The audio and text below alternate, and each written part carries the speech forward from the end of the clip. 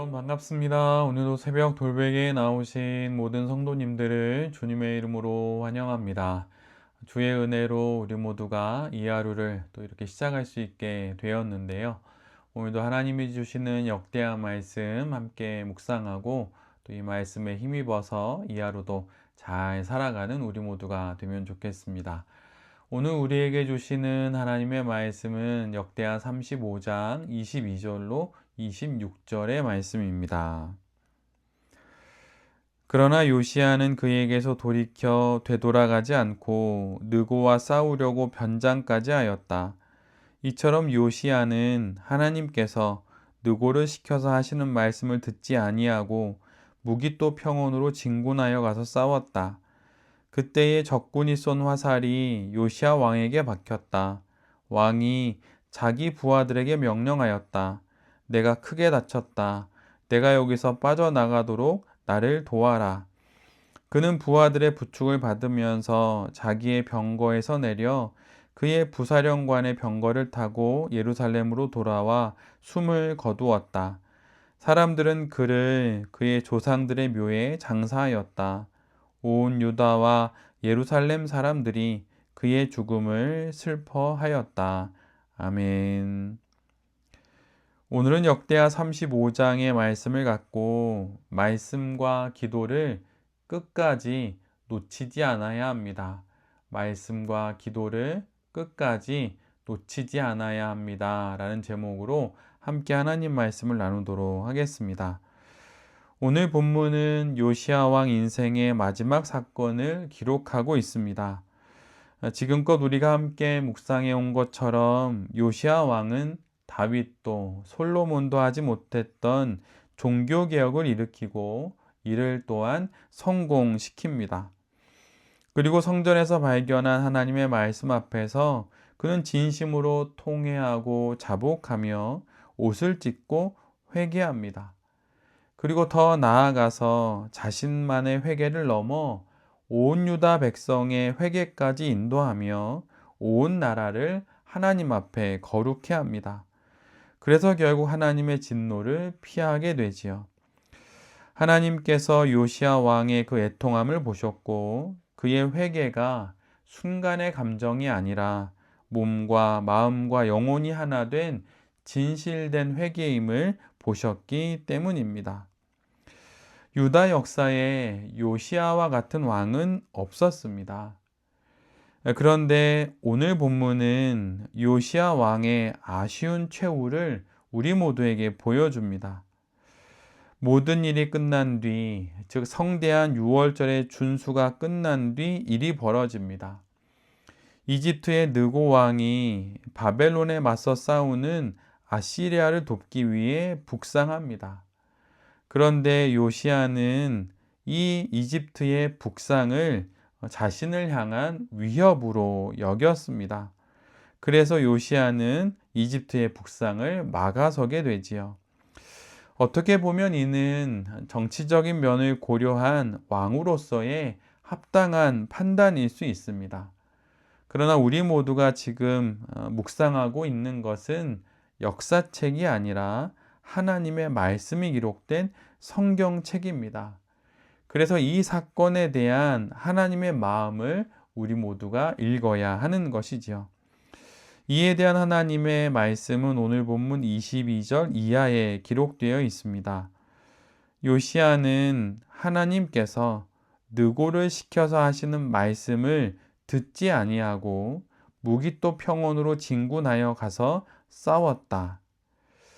하나님의 말씀을 듣지 아니하고 하나님께서 친히 느고를 통해 해주신 말씀이 있었습니다. 그런데 그 말씀을 요시야가 분별하지 못했던 것이죠. 그래서 안타깝게도 전쟁에 나갑니다. 그런데 그는 전쟁에 나갈 때 변장을 하고 전쟁에 나갑니다. 이 모습은 하나님의 경고를 전한 미가야 선지자의 말을 무시하고 길앗 라못 전투에 나갔던 북이스라엘의 아합 왕의 모습과 많이 닮아 있습니다. 이집트의 느고는 협의를 했고 하나님의 이름으로 협조를 구했습니다. 그런데 요시야는 이를 협박과 위협으로 오인하여서 결국 하나님의 말씀이 있음에도 불구하고 이를 경청하지 못하고 어리석은 선택을 하고 맙니다. 요시야의 최후는 어떻게 됩니까? 앞에서 말씀드린 아합의 최후와 참으로 비슷하게 그의 인생은 끝나게 됩니다. 적군이 쏜 화살이 변장한 요시야 왕에게 박힙니다. 중상을 입은 그는 예루살렘으로 돌아가게 되고 결국 그곳에서 죽음을 맞게 됩니다. 하나님의 경고의 말씀에 주의를 기울이지 않은 자의 최후를 고스란히 따라가게 된 것이지요. 요시야 왕은 참으로 신실하고 또한 위대한 왕이었습니다. 그의 수고와 애씀은 하나님이 기뻐 받으신 일이 되었고, 그래서 하나님께서 당신의 진노를 멈추십니다. 그가 왕으로서 이룬 믿음의 성과들은 참으로 아름다운 것이었고, 그래서 모든 그의 선한 일들과 업적들은 성경에 기록되기까지 합니다. 그러나 오늘 본문은 우리 모두에게 하나님의 말씀에 귀를 기울이지 않은 자의 결국을 우리 모두에게 보여줍니다.